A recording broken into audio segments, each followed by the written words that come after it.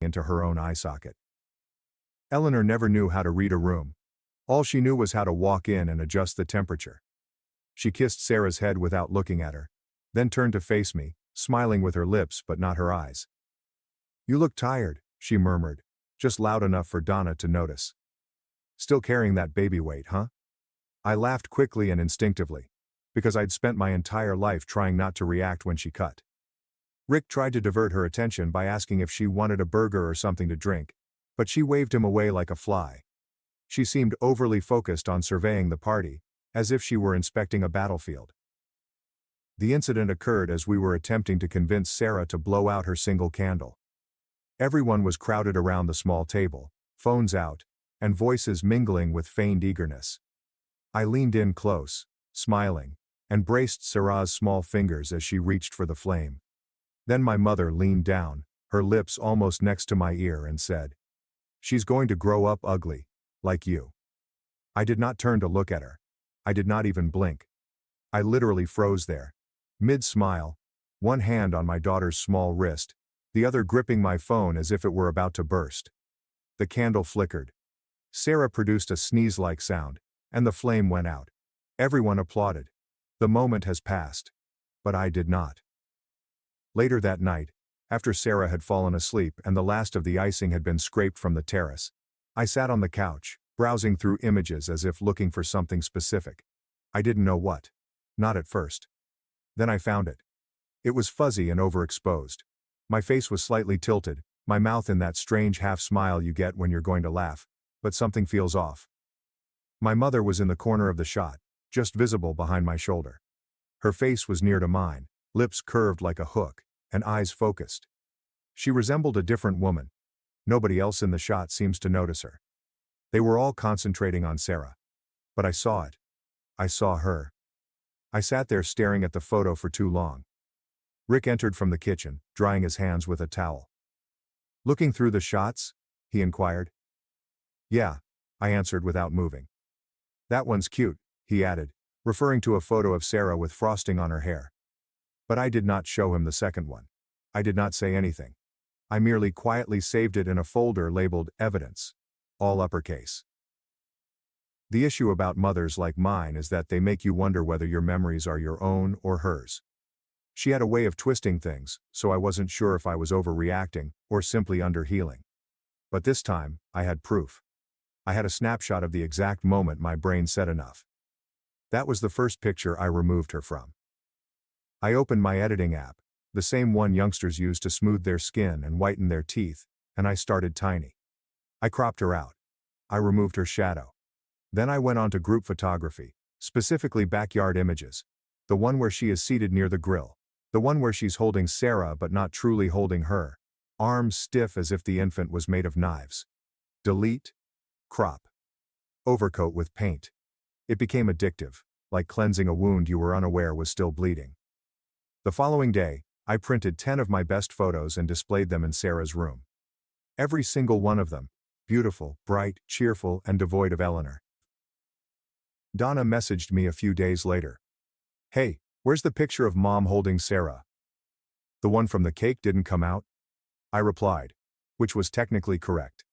That night, I had a dream about a family portrait, but whenever I tried to smile, my mother would lean in and mutter something, causing my face to crumble like wet paper. I awoke to a scorching determination in my chest.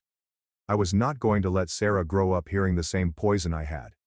I was not going to wait for the next party, photo, or whispered slur masquerading as truth.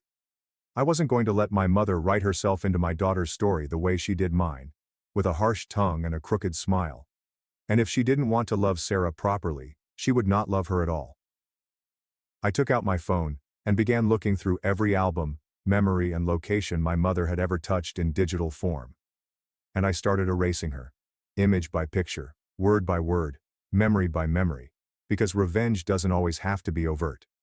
Sometimes it is just a quiet delete. That's just where I started. There is a distinction between forgetting someone and determining they do not deserve to be remembered. And I didn't truly comprehend it until I was standing in my laundry room, folding a pair of baby socks that didn't even match, and remembered how my mother used to call me thick around the middle when I was 12. Not with malice, At least not in the way most people could see, but with a tiny tilt of her voice, as if she was diagnosing a problem that she believed would only worsen. And she was not wrong. It did. Not my weight, but how I carried myself. By the age of 16 she had upgraded the insult. Plain, she'd reply. Sometimes in passing, sometimes in the middle of a conversation, as if she was doing me a favor by saying it out loud before anybody else could. I recall brushing my hair the night before prom, holding the curling iron too long on one strand till it sizzled, and hearing her through the cracked door exclaim, "She's just forgettable. Maybe it's the eyes." As if I weren't right there. As if I weren't attempting to obliterate myself quicker than she could. At 22, I told her I wanted to relocate across the nation, start anew, and possibly go to graduate school. She did not flinch. She simply muttered, "You were probably a mistake anyway," as if she were reading it from a grocery list. I did not cry. I just nodded. Because what else can you do when someone tells you the truth like that?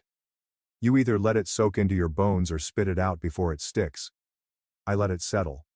For years. But now, I have Sera. And something about becoming a mother makes you want to either shield your child from the world or expose her to it, piece by agonizing piece. I picked protection since I was aware of how sharp the initial cut could be. And I'd rather she was naive than quietly bleeding before she learned to speak. So I dug deeper than photos. I dug up the old flash drives, cloud backups and printed albums buried in drawers I hadn't touched in years. Eleanor, my mother, was posing next to me at my wedding with a tight-lipped smirk, as if she were watching a slow-motion calamity. I opened the image in an editor and meticulously painted her out. It took 10 minutes. 10 minutes to remove decades of her standing too near to me, clutching me as if she were allergic to warmth. Gone. I glanced at the shot thereafter, the space she had occupied now filled with light and air. It seemed better without her. Then I moved on. To the Christmas of 3 years ago. She informed me that if I didn't cut back on the salt, Sera would most likely be born cross-eyed. She said it with a giggle, fork halfway in her mouth. I nodded, too tired to fight. She was no longer in the background of the photograph, replaced by the glow of the tree and Donna's toddler throwing a plastic ornament at the cat. I erased her from a total of 24 images, which is unusual given that we only had 13 visitors at the party. But she managed to insert herself into every situation, as if she was certain that no moment went by without her involvement. Donna was the first to notice. She texted me 2 days after I published the revised album online. "Where's Mom in these pics? Did she leave early?" I composed and deleted my response 3 times before I got to, "She must have stepped out when those were taken." Technically this is not a lie, spiritually perhaps. Rick took notice next. He didn't say anything right immediately, but gave me the slow, deliberate look he saves for when he's deciding whether to hug me or propose therapy. Finally during supper he asked, "Are you sure this is the road you want to go down?" I gazed at Sera, cheeks full of mashed peas, face plastered with love and innocence, and said, "I'm already halfway there." What I did not mention was this. If I had a time machine, I would not go back and stop myself from doing this. I go back even further and eliminate Eleanor from every birthday, every dance recital, and every time I stood in front of a mirror and despised what I saw, because she had given me the means to express that hatred. Late that night, I was going through my phone in the dark when I noticed the message notification flash up. One line, "No greetings. Why am I blocked from your daughter's baby album?" I stared at it for so long that the screen darkened. I did not respond. I did not need to. She understood why. She simply didn't want to say it. And to be honest, part of me was waiting to see whether she'd send another message, call, or even show up again as if nothing had happened. Pretending that I was the dramatic one. Like I'd always misunderstood her. Like her comments were never daggers, but rather innocent small remarks. But she did not follow up. She did not push.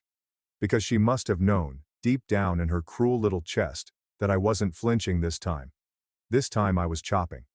And this time, she was not returning.